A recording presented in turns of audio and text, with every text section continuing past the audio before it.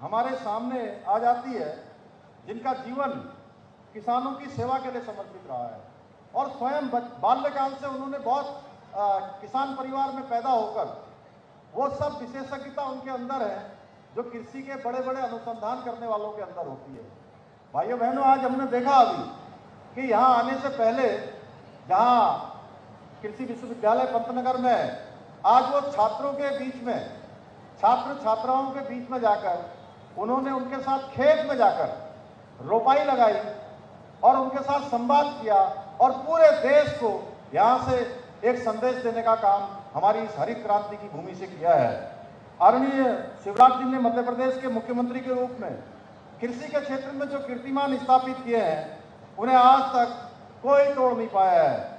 मध्य प्रदेश को बीमारू राज्यों की पंक्ति से हटाकर कमाऊ राज्य की भूमिका में लाने का काम आदरणीय शिवराज सिंह चौहान जी ने किया है।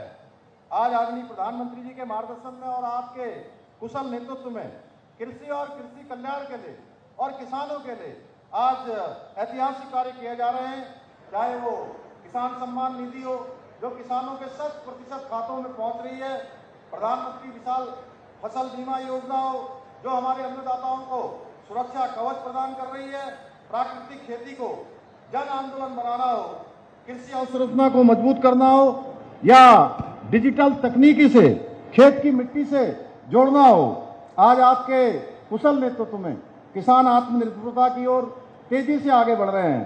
मुझे पूरा विश्वास है देवभूमि उत्तराखंड की इस पवित्र धरती पर आपकी उपस्थिति राज्य के किसानों के संकल्पों को सिद्धि तक पहुंचाने में एक बहुत बड़ा शक्ति का काम करेगी, बहुत बड़ी प्रेरणा का काम करेगी। इसके लिए मैं आप सबकी तरफ से आपका हृदय से आभार व्यक्त करता हूं।